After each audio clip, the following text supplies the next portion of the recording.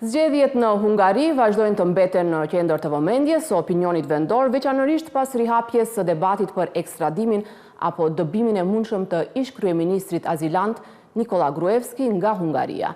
Apritet që rrëzimi i Viktor Orbanit të sjellë ndryshime në raportet mes Shkupit dhe Budapestit, duke pasur parasysh afërsinë e tij me kryeministrin Kristian Mickovski. Për këto, por edhe procesin e bllokuar evropian të vendit, flasim me zotin Ismet Ramadani, njohës i marrëdhënieve ndërkombëtare. Mirëmbrëma dhe mirëseardhët në Arsat. Mirëmbrëma. Zoti Ramadani, deklarata e kryeministrit të ardhshëm hungares Peter Magyar, se vendi i tij nuk do të jetë streh e kriminalëve të huaj, nxiti debat të madh. Mendoni se Nikola Gruevski do të kthehet në Maqedoni apo mund të aratiset në ndonjë vend tjetër? Po ai në paraqitjen e tij në konferencën e parë për shtyp, ose për mediume, në fakt ishte shumë eksplicit.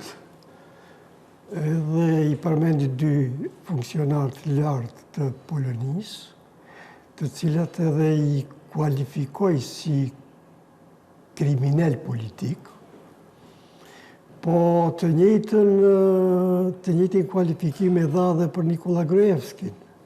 Në me thonë, me që vetë i dha një karakteristik ose një vlerësim se bëhet fjalë për kriminal dhe për politikan, atëherë do të thotë se ai nuk do të mbaj, ose nuk do t'i mbaj këta funksionar dikur të lartë pra të politikës, të inkriminuar, dhe sigurisht që Nikola Gruevski tani vetëm varet se si do jenë procedurat, ose do kërkoj vetë Ministria e Drejtësisë nga... Po, autoritetet të ne nuk e bëjnë të ditur nëse do të dorëzojnë një kërkesë të re ekstradimi.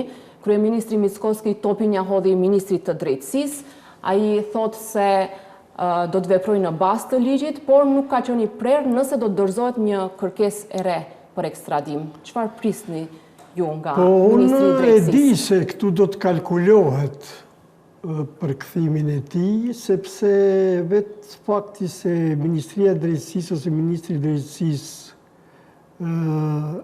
rishtazi kërkon njoftime, informacione nga institucionet e ndryshme, sigurisht ka menduar se me çka dhe çfarë është i ngarkuar ish-kryeministri Nikola Gruevski.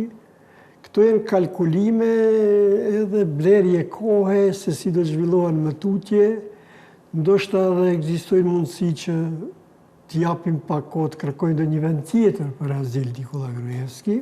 Tashmë përfliten Bielorusia, Rusia. Po sigurisht jam i bindur se shtet evropian nuk do ta pranoj. Eventualisht më ka shkuar mendja Slovakia, sepse edhe kryeministri i Slovakisë për nga sjellja politike dhe qëndrimet ndaj BE-s dhe relacionet me Rusinë, respektivisht me Putinit, nuk është larg asaj që ishte Orbani pra në këto raporte, por sido që t'jetë, ekziston edhe mundësia të kthehet, se mund të shpresoj se partia e tij është në pushtet dhe një frymë e theksuar e VMRO-DPMN-s së tij, po e them, është edhe në radhët e Mickovskit si kryetar dhe si kryeministër, dhe kthimi i tij më merr mendje se mund të shkaktoj, të trazoj edhe radhët, strukturat, antarësinë në VMRO-DPMN. Prandaj, në qoftë se mendon se mund të kyqet në politikë, në radhët e VMRO-DPMN-s, atëherë ekziston mundësia ndoshta edhe se nuk e pret ekstradimit dhe do kthehet edhe vetë. Pra mendoni se nëse kthehet, mund ta vazhdoj dhe karrierën politike aty? Po mund ta vazhdoj se jam i bindur se ai ka përkrahas mjaft në radhët e strukturave të VMRO-DPMN-s. Unë sa po e shoh edhe kryeministri Mickovski në deklarimet e tij sikur e ka një dozë frike se ai mund pra të involvohet në politikë. Ne jemi edhe dëshmitar se shumë anketa që janë bërë pra në radhët e VMRO-DPMNE-s, ai edhe më tutje edhe pse është ekzil ose është i fshehuri politik i Orbanit, ka qenë, ai në radhët e VMRO-DPMNE-s ishte mjaft gëzonte popularitet. Mickovski ishte i afërt me Orbanin, madje vendi mori kredi për gjysmë miliard euro, bashkëpunimi zhvillohet në sektor kyç, të energjetikës, telekomunikimeve. Mendoni që bashkëpunimi mes Shkupit dhe Budapestit do të vazhdojnë në këtë nivel, apo jo me qeverinë e re hungareze?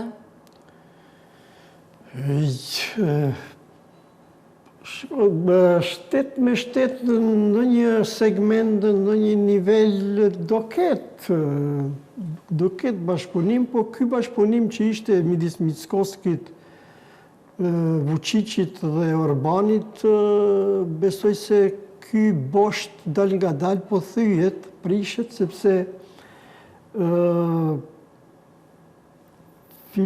ky Magjar që fitoi tani, Peter Magjar, edhe pse është djalltist, ai është i takon të djalltës në qendër, në disa çështje të djalltit përputhen, mirë po ai është më pro-europian dhe vetë fakti se i mori urimet e para dhe të shpejta nga krerët e Bashkimit Evropian, do të thotë se ata e llogarisin bashkëpunues dhe që do të ndihmoj pra në marrjen e vendimeve të Bashkimit Evropian, duke parë parasysh edhe vetë faktin e ndihmave që jepen Ukrainës dhe vlerave të cilat i kanë partitë popullore të djatha, por jo ekstreme.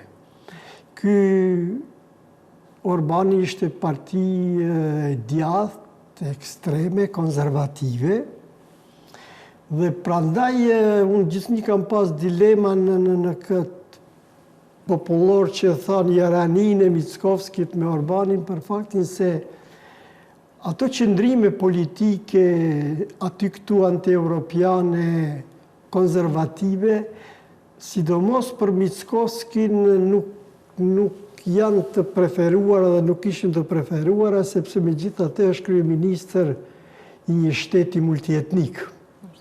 Zakonisht partitë konservative të djathta ekstreme bëjnë dridhje, bëjnë probleme në raportet ndëretnike, sepse ata janë të mbyllura në vete, duke filluar nga familja, shoqëria dhe nuk kanë fort derdh për të tjerët.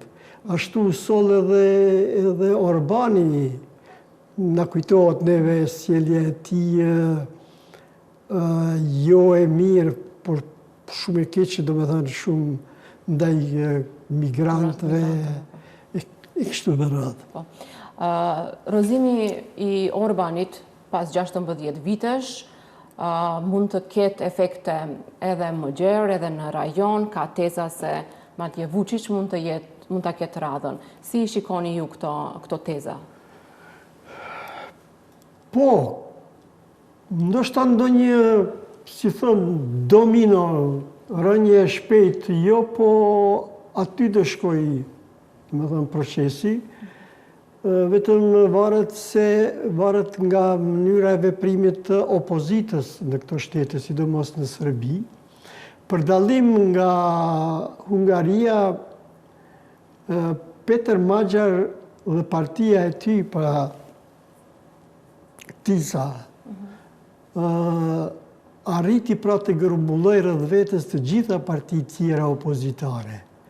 Dhe ata në fakt sikur bën një shuarje të aktivitete segmentar, të gjithë u mblodhen rreth tani më kryeministrit Magjar të Hungarisë dhe arritën pra rezultat impozant, se një diktaturë të rëzohet, një kryeministër autoritar që kishte edhe elemente të diktatorit, u rëzua me 2/3 e votave, respektivisht numrit të deputetëve në Parlamentin e Hungarisë.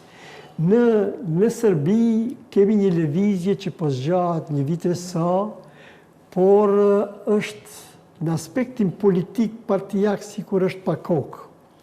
Më shumë janë lëvizje interesante, studentore, me bashkangjitje të prindve të tyre, intelektualve, profesorëve. Mirë po ata është koha dhe momenti që të kenë liderin e tyre që të kenë sukses, sepse të përmendim edhe këtë fakt.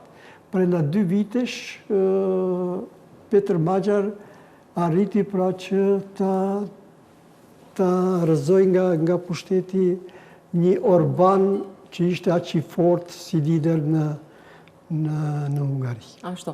Kur jemi te Vučić, jo më larg se dje ai përsëriti deklaratën se po e modernizon ushtrinë, blen armë të reja, madje edhe raketat balistike, për shkak se ndihet i kërcënuar nga aleanca në fushën e mbrojtjes mes Kroacisë, Shqipërisë dhe Kosovës.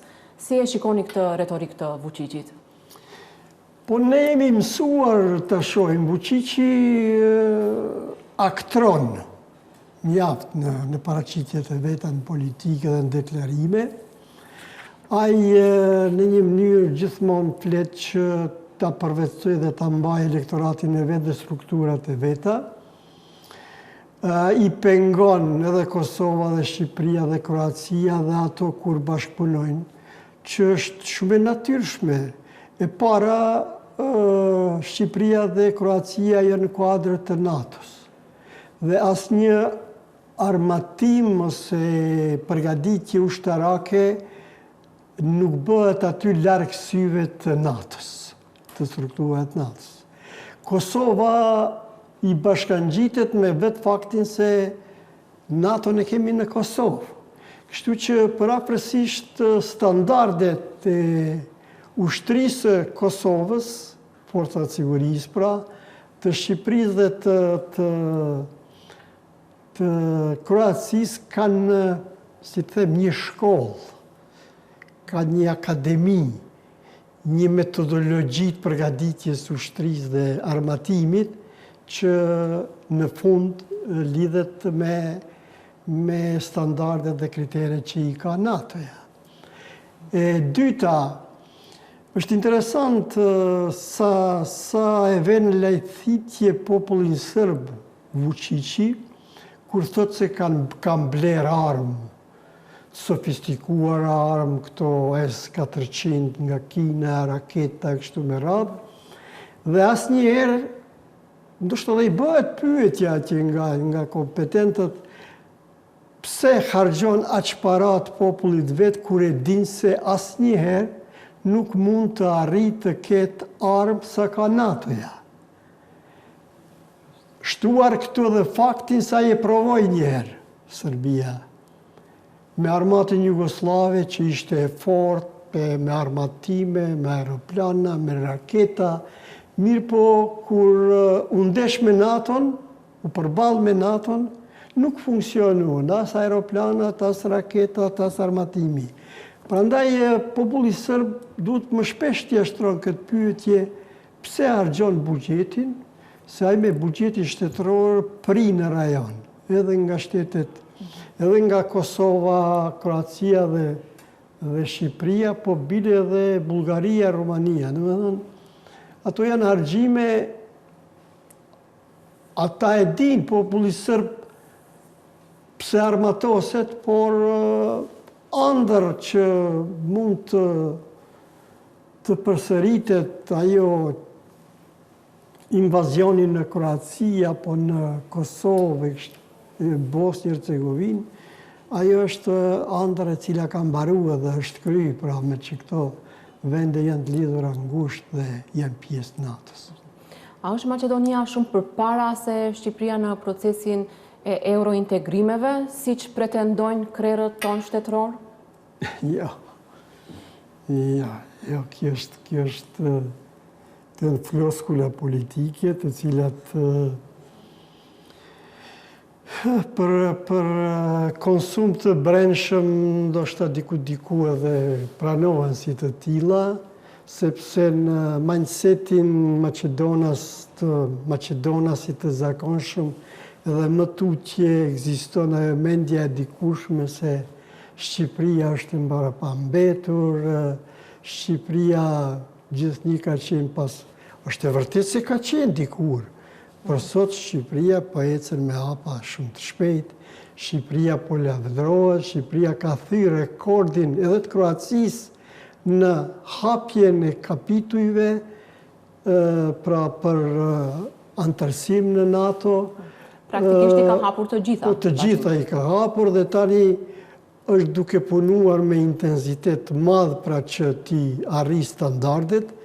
Zatën edhe i është premtuar Shqipërisë diku deri ka fundi 27-ës, pra 2027-ës, të mbyll kapitujt, pastaj vjen ajo koha kur të gjitha ato standarde, ato kapituj të mbyllur, mandej duhet si protokollet kalojnë nëpër parlamentet e shteteve anëtare të BE-s dhe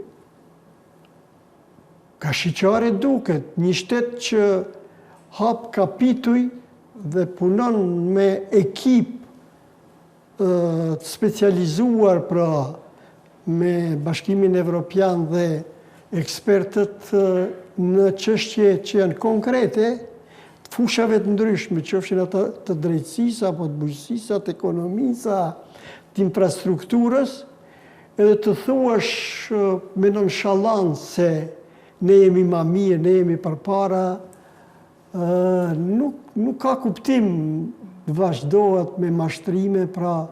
Ka në tjetër, si e shihni deklaratën e kryeministrit se është i gatshëm të presë edhe me dekada për të bërë antare e BE-s, për aq kohë sa nuk ka garanci, siç thot ai, se nuk do të ketë më kushte të reja. Kjo ishte një deklarat, ai shpesh herë po i thot disa deklarata dhe mandej po thot derisa të jem unë. Sikur pas veshit ta ketë dike që i thot edhe pak do jesh. Kjo mënyrë e deklarimit dhe qëndrimeve nuk i bën mirë edhe aty si kryeministër, nuk i bën mirë edhe popullit Maqedonës në të cilin ai thirret me përqindje më të madhe, por nuk i bën mirë edhe raporteve ndëretnike, sidomos me shqiptarët, sepse pritja deri në pakufi ose në kohë pakufi për të ecur drejt antarësimit në BE, diku e ka fundin, po unë nuk jam fare i bindur sa i njoh proceset ndërkombëtare dhe integrimet euroatlantike, eurointegrimet. Ky popull, këta qytetar, nuk jam i bindur se do ta ketë durimin pra të pranojnë manipulime dhe mashtrime se duhet prit 20-30 vjet, sepse tek e fundit po zbrazet Maqedonia. Dhe po e them, po e mbyllu me këtë fjali për cilën leadershipi Maqedonas shumë pak po mendon, ka që mendojnë mirë, thellë në politikë. Unë po ju jap vetëm një fakt. Në vitet 50-ta në Bullgari janë deklaruar mbi 200.000 Maqedonas. Në Bullgari. Sot, në Maqedoni janë deklaruar 220.000 bullgar. Sado që ne themi se për shkak të punës, për shkak të themi jetës më të mirë, por deklarimet bëhen në letra atje shkruhet, nënshkruhet se çfarë identiteti ke, cilit etnikum i takon e kështu me radhë. Dhe ky leadership kështu shkurtpamës, në fakt po e vënë një pikpyetje pa vedije politike, po tek e fundit edhe intelektuale, se çfarë dëmi po i bën popullit vet. Prandaj unë nështë një kohë gjatë po e luaj edhe rolin e atij këshilltarit, po këshilla ime është që ata sa më shpejt pra të pranojnë kompromisi i cili është në tavolinë me Bashkimin Evropian, të hapen kapitujt, të ecin përpara dhe të ruajnë identitetin, bërthamën, themi atë që është me të vërtet Maqedona se tek e fundit. Edhe për t'i ruajtur raportet me shqiptarët, të cilët kanë edhe kapacitet politik sot edhe intelektual, pra, dhe të drejtën e tyre të kërkojnë sa më shpejt të anëtarësohen në Bashkimin Evropian. Ju faleminderit shumë për këtë intervistë. Ju lutem.